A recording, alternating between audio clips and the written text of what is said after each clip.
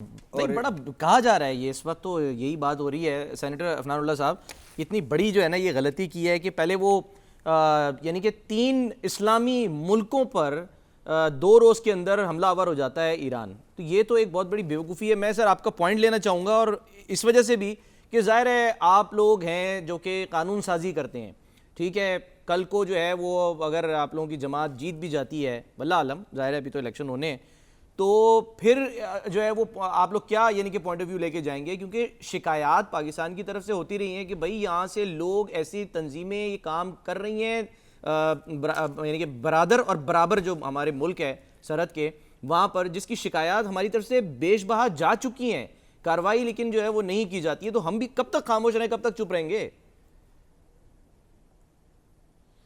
جی بسم اللہ الرحمن الرحیم. دیکھیں میں سب سے پہلے جو ہے وہ پوری قوم کو یہ جو آپریشن مرگ برگ سرمچار تھا اس کی مبارکباد دینا چاہتا ہوں. اور یہ ایک بہت ہی زبردست آپریشن ہماری آرم فورسز نے کیا ہے، جس کے اوپر ان کو بھی یہ کہتے ہیں خراج تحسین میں پیش کرتا ہوں. اب جہاں تک بات ہے یہ جو ہمارے پڑوس کے معاملات ہیں، اور جو آپ نے بتایا کہ 3 ممالک کے اوپر جو ہے وہ حملہ آور ہوا ہے ایران، یہ ایک بڑے افسوس کی بات ہے کہ ایران کا ایک جنرل جو ہے اس کو سیریا میں اسرائیل جو ہے وہ قتل کر دیتا ہے ڈرون حملے میں. اور اس کا جو بدلہ ہے وہ بجائے اس کے کہ ایران اسرائیل سے لیتا، انہوں نے جو ہے وہ پہلے شام پہ حملہ کیا، پھر اس کے بعد عراق پہ کیا، اور پھر پاکستان پہ کر دیا. اور یہ جو ہے جو جتنی میں نے اس کی جو ساری پولیٹکس ہے اس کو دیکھا ہے، اس کے اندر جو بنیادی طور پہ مجھے بات نظر آئی ہے وہ یہ ہے کہ ان کو بہت زیادہ پریشر تھا ان کی عوام کی طرف سے کہ یہ ریئیکٹ کریں، اور کیونکہ یہ اسرائیل پہ ریئیکٹ نہیں کر سکتے تھے تو انہوں نے باقی جگہوں پہ کر دیا، جو کہ غیر مناسب بات تھی، اور اس لیے آپ نے دیکھا کہ وہ معاملہ ان کا کہیں چلا نہیں.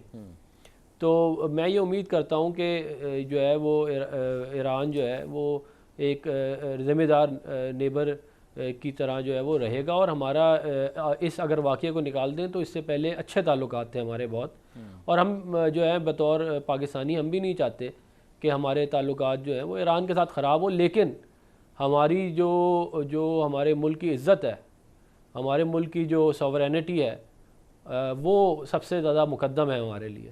اس کے اوپر ہم آنچ جو ہے وہ آنے نہیں دے سکتے، اور ہم اپنی ملک کے دفاع کے لیے ہم بھوکے بھی رہ لیں گے، ہم میں اگر ضرورت پڑی پیٹ پہ پتھر ہی باندھ لیں گے، لیکن ہم ملک کی جو عزت ہے یا اس کی آبرو کے اوپر کوئی آنچ بھی نہیں آنے دیں گے. اور یہ فیکٹ ہے، اور یہ فیکٹ جو ہے وہ امید ہے کہ یہ میسج نے بھی شروع میں بات کی کہ اس میں ہمیں سیاست کو، ٹھیک ہے، اس کو پس پش رکھنا چاہیے اور رکھنا پڑے گا. جب ریاست کی بات آ جائے تو آپ نے ریاست کا دفاع کرنا ہے، آپ نے پھر سیاست کو پیچھے چھوڑ دینا ہے کہ کس جماعت سے ہوں میں، کس علاقے سے ہوں، کیا نہیں. جی یہ ساری باتیں پیچھے رکھیں اور پھر اکٹھے ہو جائیں. اور اس میں اگر کوئی نہیں ہوتا تو پھر اس کا تو کچھ نہیں کیا جا سکتا.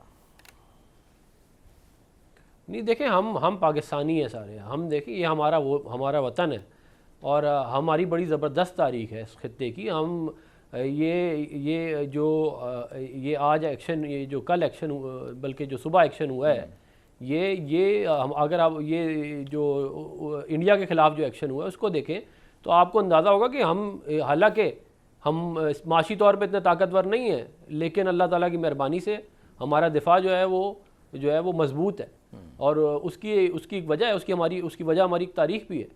تو یہ اچھی بات ہے کہ جو ہمارے دشمن ہیں ان کو ایک واضح پیغام مل گیا ہے کہ پاکستان ایک ایسا ملک نہیں ہے جس کے ساتھ آپ جا کے اس کے ایئر سپیس کو وائلیٹ کر سکتے ہیں یا اس کی سوورینٹی کو وائلیٹ کیا جا سکتا ہے.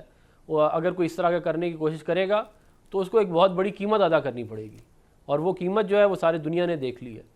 اس کے علاوہ میں یہ بات ضرور کرنا چاہوں گا کہ دیکھیں آپ نے جو بات کی کہ لیجسلیشن کی اور باقی جو ظاہر پالیسی میکنگ کا جو کام ہے، میں یہ سمجھتا ہوں کہ ہمیں ہمارے جو ملٹری پلانرز ہیں ان کو یہ بات، اور جو ظاہر سول گورنمنٹس ہیں ان کو بھی یہ بات دیکھنی پڑے گی کہ یہ جو مڈل ایسٹ کا جو پورا تھیٹر ہے نا، اس کا یہ بڑا خطرناک ہوتا جا رہا ہے، اور یہ حالات وہاں پہ مزید خراب ہوتے ہوئے نظر آ رہے ہیں. تو ہمیں اپنی جو ظاہر ہے اپنی ریسورسز اور اپنی پلاننگ جو ہے اس کے مطابق ہمیں کرنی پڑے گی، کیونکہ یہ ہو سکتا ہے کہ یہ معاملہ دوبارہ اسپل اوور ہو جائے.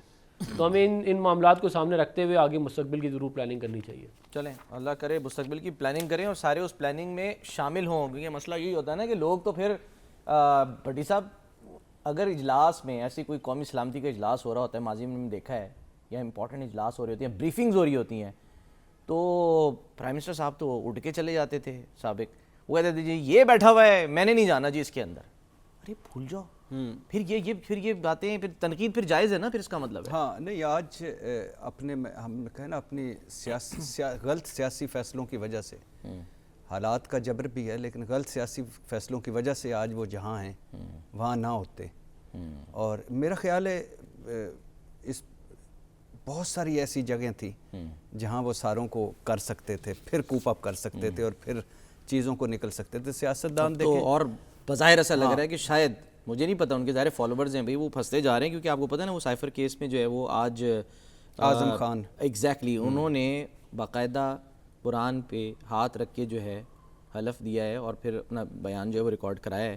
میں ذرا کہتے ہیں اگر اجازت دیں میں پڑھ کے سنا دوں اعظم خان نے اپنے بیان میں کہا کیا ہے, ٹھیک ہے نا, پھر دیکھتے ہیں کہ یہ کتنی مشکلات جو ہیں وہ سامنے فیس کرنی پڑ سکتی ہیں. انہوں نے کہا ہے جی مارچ میں میرے سٹاف نے مجھے سائفر کی کاپی فراہم کی جو میں اگلے دن سابق وزیر اعظم کے پاس لے کر گیا. اعظم خان یہ کہہ رہے ہیں کہ جی سابق وزیر اعظم نے مجھ سے کاپی لے کر اپنے پاس رکھ لی. بعد میں سابق وزیر اعظم نے بتایا کہ جی سائفر کی کاپی گم ہو گئی ہے.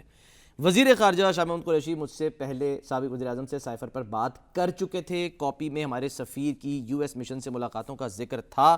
سابق وزیر اعظم نے کہا کہ جی امریکی حکام نے سائفر بیچ کر اندرونی معاملات میں مداخلت کی ہے.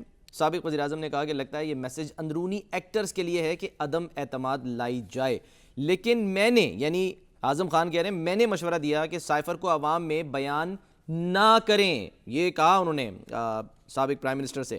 اور انہوں نے یہ بھی کہا کہ جی میرے چارج چھوڑنے تک سائفر کی کاپی واپس نہیں بھجوائی گئی تھی. روایت کے مطابق سائفر کاپی واپس وزارت خارجہ کو بھجوائی جاتی ہے, لیکن اس معاملے میں ایسے نہیں کیا گیا تھا. کاپی واپس نہ بھجوانے پر ایم ایس پی ایم اور سٹاف کو متعدد بار آگاہ کیا, یعنی انہوں نے یہ کلیئر کر دیا ہے. اور جناب پی ٹی آئی کی جانب سے یہ مطالبہ کیا گیا کہ اعظم خان کا جو بیان ہے وہ قلم بند کرانے سے پہلے, یعنی کہ جو ان کے وکیل تھے پی ٹی آئی کے, انہوں نے کہا کہ جی ان سے کہیں جی قرآن پر ہاتھ رکھ کر حلف لیں. اور وکلا کی جانب سے تحریری درخواست بھی دی گئی اس سلسلے میں, جو جج ہیں ابو الاسناد صاحب, تو انہوں نے کہا کہ بھائی ہم سب مسلمان ہیں, ٹھیک ہے, قرآن پاک پڑھتے ہیں, اس پر عمل کرنے والے ہیں, آپ درخواست جو ہے وہ کیوں دے رہے ہیں, کیا ضرورت ہے اس کی. لیکن بہرحال درخواست دی گئی, عدالت پہلے قرآن پاک منگوا چکی تھی اور پھر جناب اعظم خان صاحب نے قرآن پر ہاتھ رکھے. یعنی ٹرسٹ نہیں ہے, لیکن سائفر ایک حقیقت ہے جی, یہ کہا جاتا تھا. آج وہی حقیقت جو ہے نا وہ گلے پڑ گئی ہے. ہاں نہیں, میں ہمیشہ سے کہتا تھا کہ سائفر بڑا سنگین کیس ہے, سنگین دفعات والا کیس ہے. کیوں سنگین ہے؟ کیونکہ دفعات شک 9, شک 5, شک 34 لگی ہوئی ہیں. آفیشیل سیکرٹ ایکٹ 1923 کے تحت درج ہوا ہے, اور اس میں 28 گواہ ہیں, اور اس میں اور سب سے جو ان کے پرنسپل سیکرٹری وہ گواہ ہیں, اور باقی 27 اور ہیں. لیکن اب سائفر اتنا مضبوط کیس نہیں رہا. اچھا, اس کی وجہ ہے کہ سپریم کورٹ کے فیصلے کے بعد سائفر کے غبارے سے ہوا نکل گئی ہے.